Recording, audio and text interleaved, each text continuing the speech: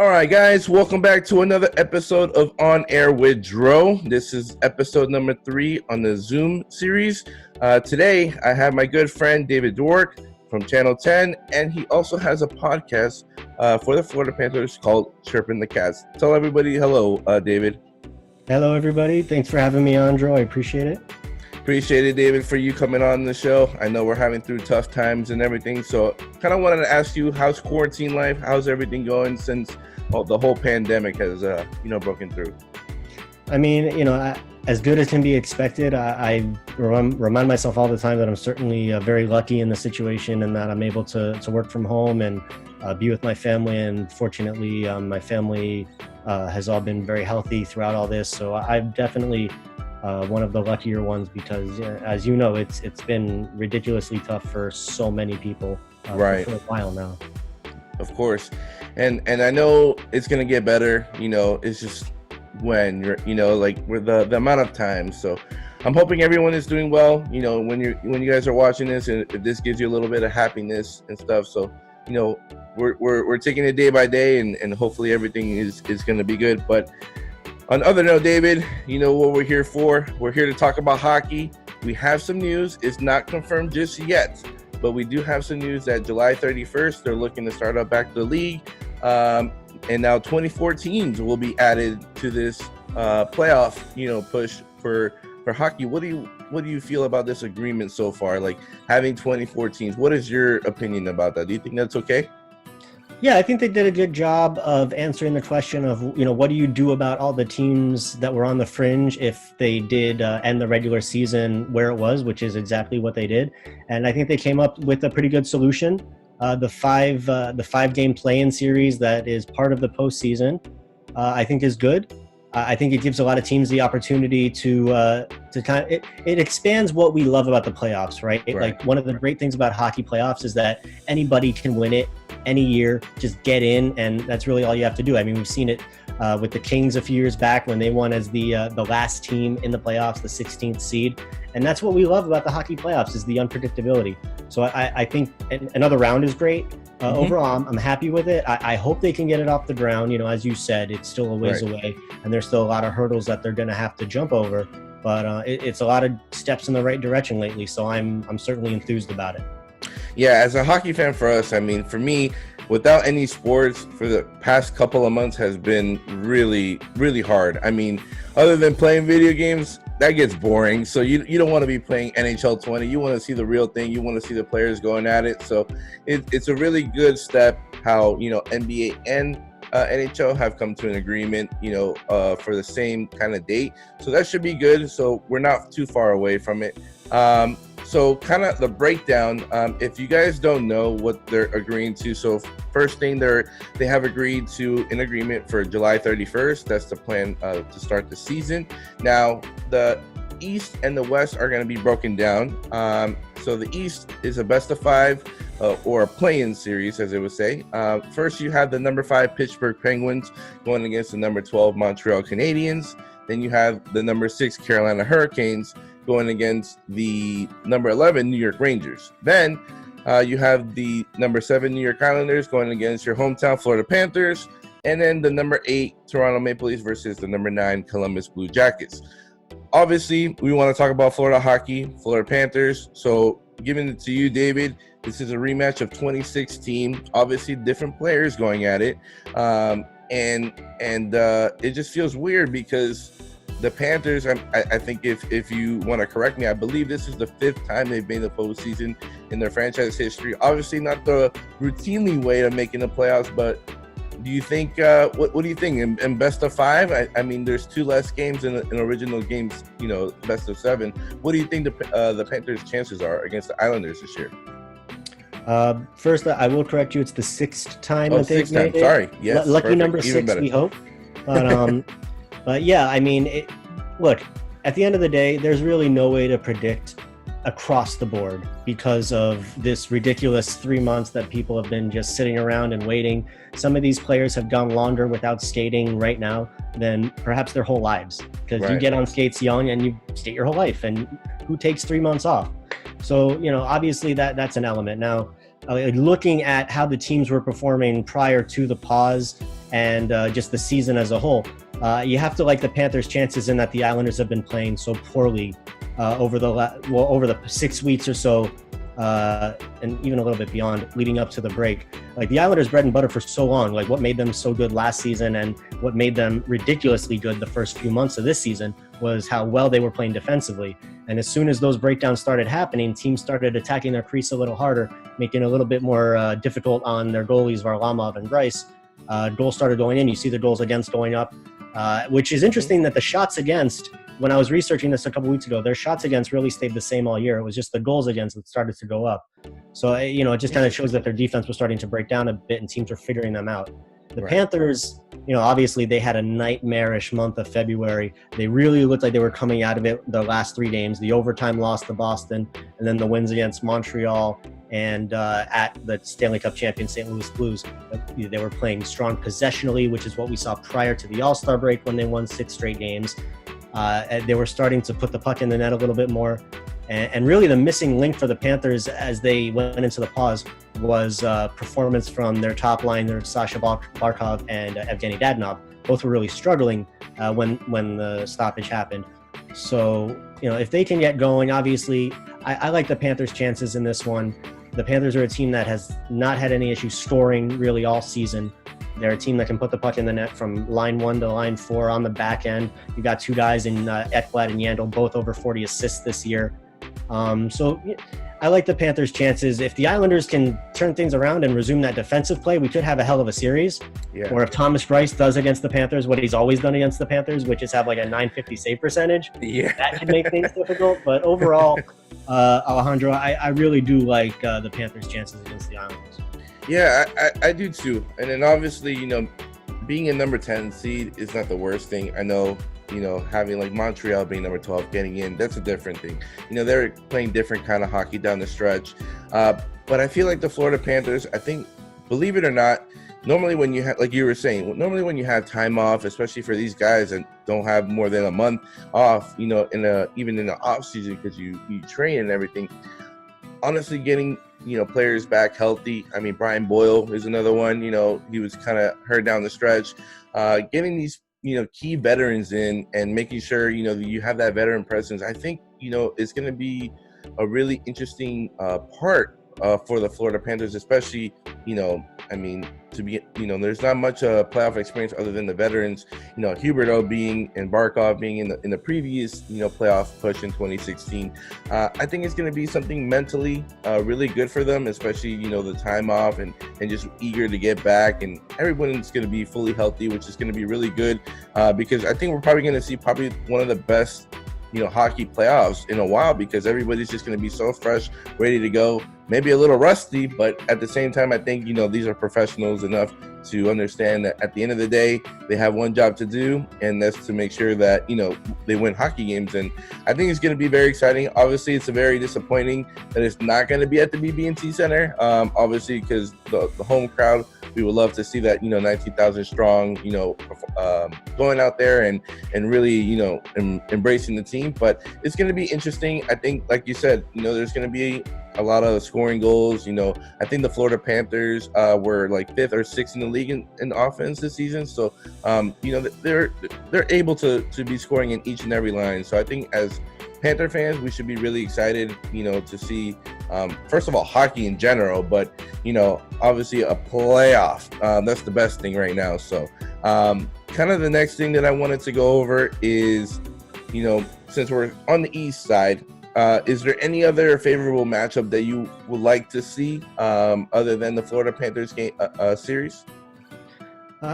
Really, the one that jumps out at me every time I look at the bracket, as I look at it again right now, is the matchup between 6 and 11, which is Carolina and the Rangers.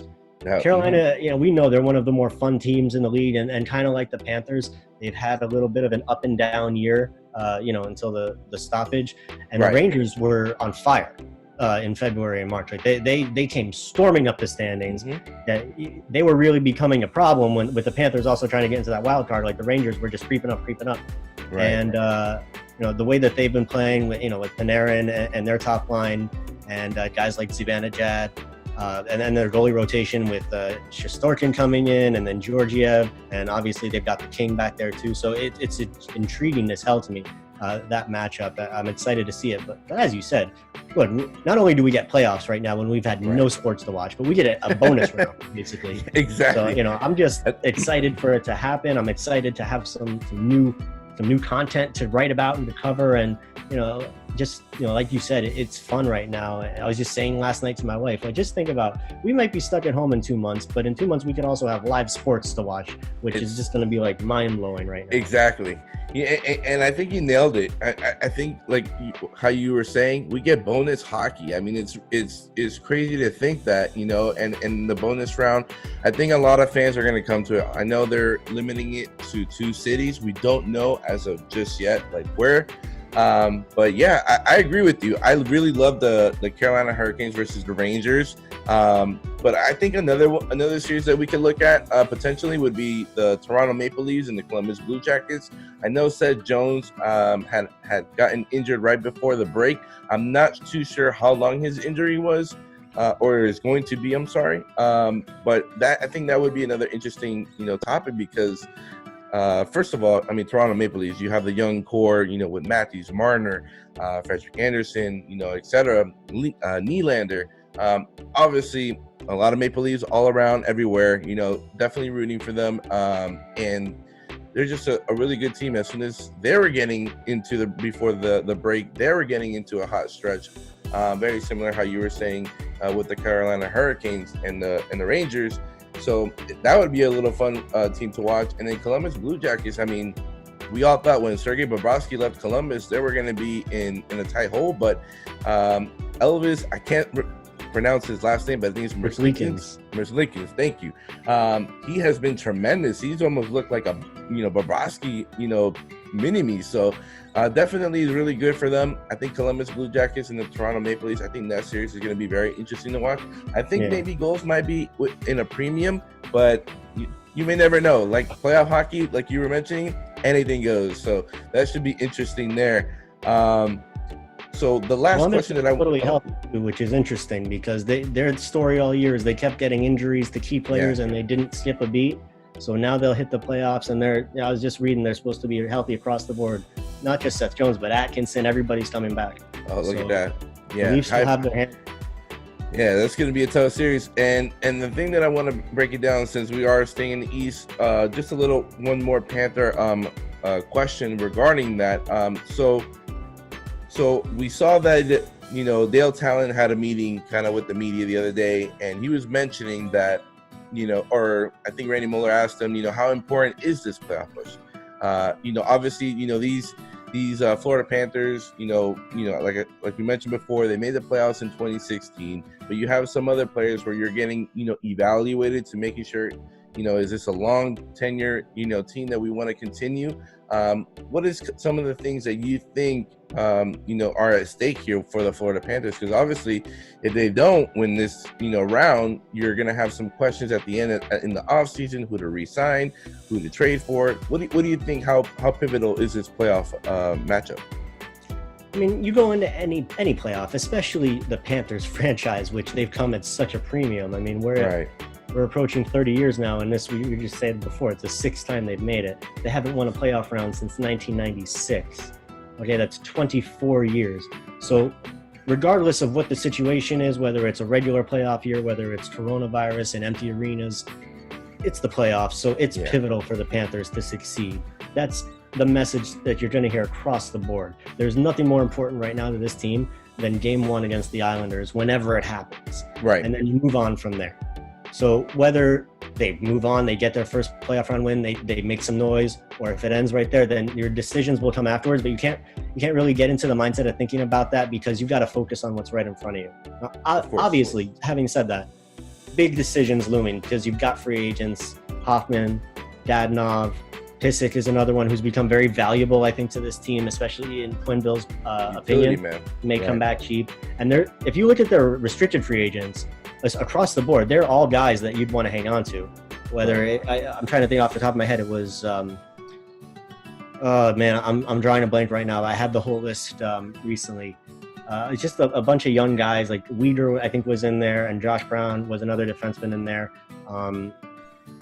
Wow, I hate it when this happens when you just draw a blank.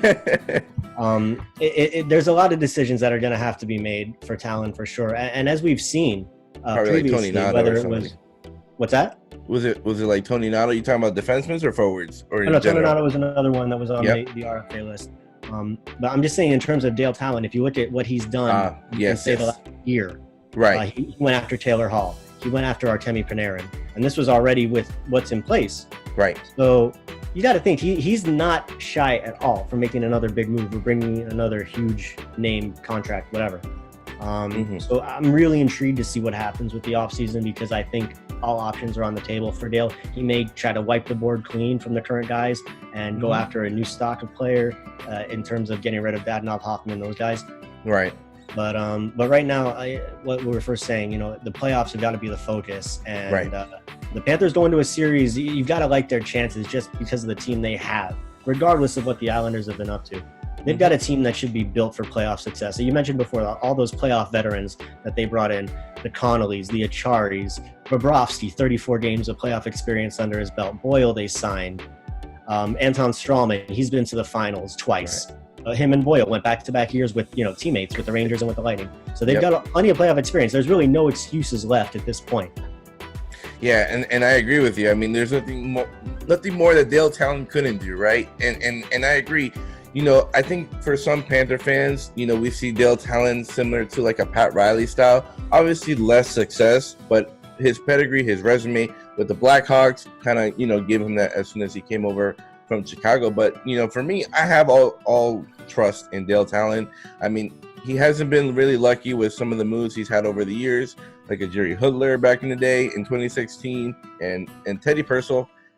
I'm okay with better than Jerry at least, but there's been some moves where kind of been questionable, but it's kind of thing where he's I think the Yager one was obviously the best one. Unfortunately, it was only for a few seasons. I think that was great for Huberdeau and Barkov to really learn because they've studied a lot. But I mean, there's been some moves where, maybe is it the right move, maybe not. But at the end of the day, Dale Talon, I think in general, especially drafting and scouting, I mean, that's what he's mainly for, where he's really grown, his style through hockey and really developing young players. And then the trading aspect where he can get somebody at the trade deadline and stuff like that is like an add-on. But I like the veterans that we have this year. I think they just, for me and personally, I mean, you watched them more than I have, but it felt like they gave up a little bit too much where their game was a little bit off. And I think that's the reason why you had like a good start and you had like that February that you were talking about. And it's like, man, on paper, they're just so good enough to play that why can't they play consistency, with all the 82 games? But I agree. I mean, I think in general, right, there's a lot of high expectations for this team to develop and at least win 3 games, in this upcoming series. Again, we don't want to jinx anything. We're ready for it to see on the ice. But I agree with you. I think if best of 7 is still hard enough, but best of 5, I mean, it's a little bit harder only because there's less games. But you got to be on your toes at all times. So definitely should be an interesting topic, to talk about after the season. Hopefully, they're continuing their playoff push, but we'll see how that goes. So going into the West, just a couple teams here where I'm kind of really intrigued. I mean, I think in general, I think the Western Conference, I mean, is a really good conference. They have a lot of good teams, a lot of young ones as well. Kind of breaking that down is we got the number 5 Edmonton Oilers versus the number 12 Chicago Blackhawks.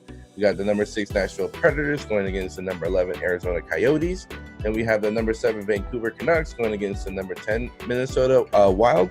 And then you have the number 8 Calgary Flames going against the number 9 Winnipeg Jets. For me personally, I mean, you can go with any matchup here. I think it should be very interesting. I think in general, what I'm looking for, I like sleeper picks, right? So I'm looking at that number 6 Nashville Predators versus the number 11 Arizona Coyotes. I think any hockey fan, I think, is rooting for Arizona at this point because I think Arizona hasn't made it since like 2012. or 2011, I believe, back when Mike Smith was a goaltender back there. So definitely this is going to be a fun matchup.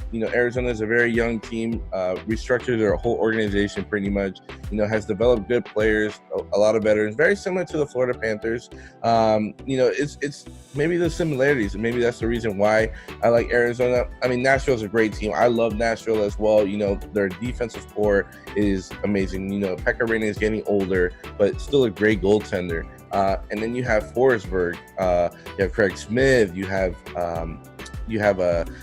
Duchesne now. So a lot of high firing power for the Predators. But I'm always rooting for the underdogs. So Arizona Coyotes, they have a tough task, but I think that would be a fun, interesting matchup for people to really check out if they need another hockey game to watch. Right?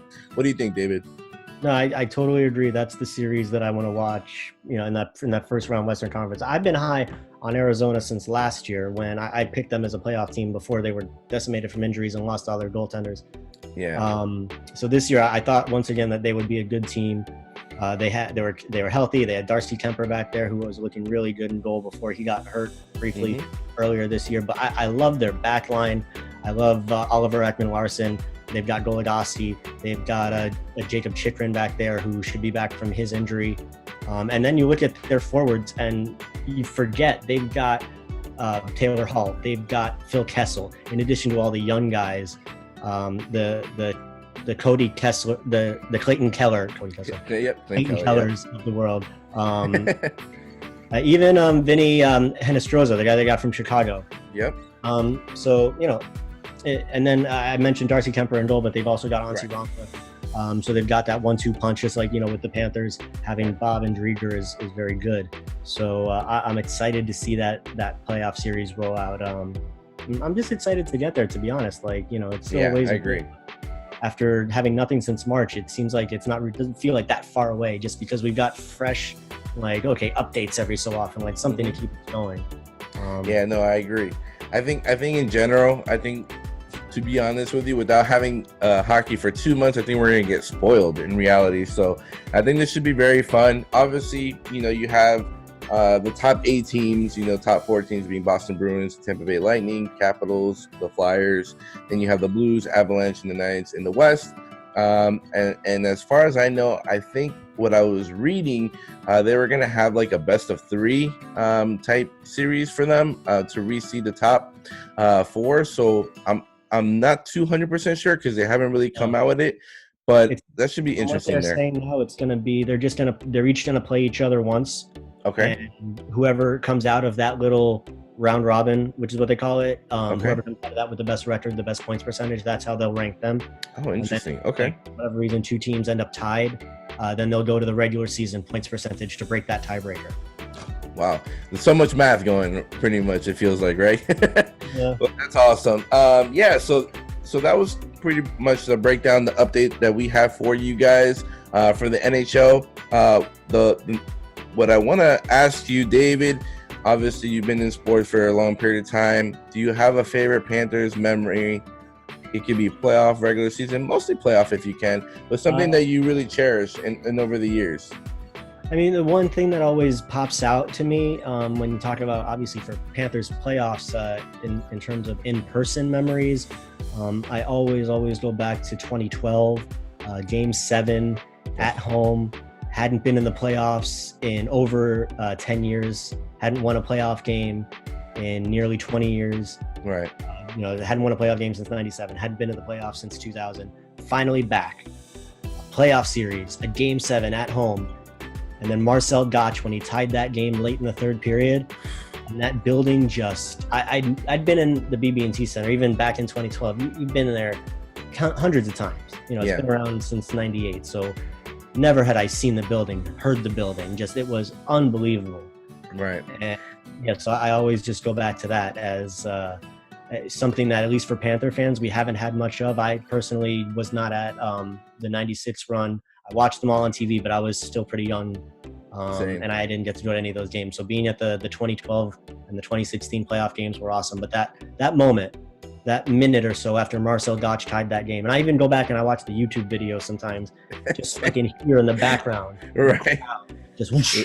Right. I'm with you. And the funny thing is, that's my favorite moment too. It's just like, even, I mean, I would even say, you know, the game tying goal, or even Stephen Weiss's power play goal before that was even, a very vital, goal going into that. But I remember that series perfectly Joe, give me because, 1 second. I'm sorry, I gotta open the door. you're good.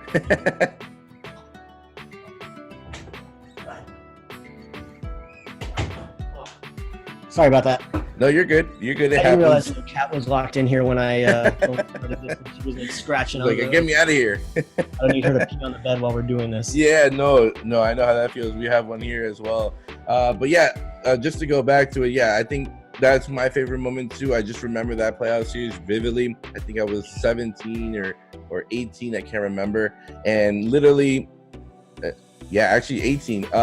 Didn't have a job at the time. My dad didn't want me to go to hockey games because they were over $100. I was super mad because I wanted to go to game one, couldn't go to game one, couldn't go to game two either. So I had to watch them all from my house. So I was just like, oh. But game seven, I just remember so vividly, everything happening. I watch it on YouTube all the time, how you were mentioning. I kind of just saw it a couple of days ago, believe it or not, probably like the whole game, because it's on there and it's amazing. And you're right. I mean, the fans, I go back to every moment. I mean, going against Martin Brodeur at the time, I mean, like, who would have thought, right? I think also the Florida Panthers, I think it was game 4 or game 5, I can't remember which one it was, against New Jersey, where they came back from 3 goals. That was a really good game there, where it was great.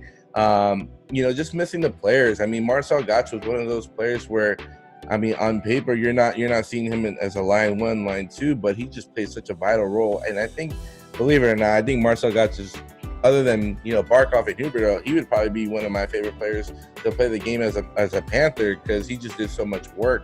But I just remember it vividly, especially like the whole bench. They were just going nuts. Like, I know, like, even the fans, going crazy and everything, but the bench, I remember they were showing replays where like Mike was just putting his hands straight up, and it was just phenomenal, and then obviously, the celebration. I mean, that's what I love playoff hockey. You see all the boys jumping around, hugging each other. I mean, it's just like, it was phenomenal. Obviously, we all know how it ended, and I still, to this day, I don't think Sean Matthias did a goalie interference on Martin Brodeur, but that's how it's going to be. And then, of course, I'm getting a call now. So look at that. All right, so no problem. But I just wanted to hear your thoughts on the memories. Obviously, like we were, breaking down. We have hockey back. July 31st. That's when it's looking to be. I think they were saying the season's going to end around October-ish. So we'll see how they pan out for the next season. But we'll definitely see that. But again, David, this was very fun. Again, thank you so much for your time. I appreciate it. Any final words from you? No, I just thank you for having me on. I appreciate it. Look forward to the season getting started soon. And, once we get going again, we'll revisit and, hopefully talk about some fun playoff stuff. Yeah, hopefully it's Panthers moving on to the next series, but we're all waiting here. But again, I want to thank you again, David, and you be safe. Take care, okay? All right, brother. Be good.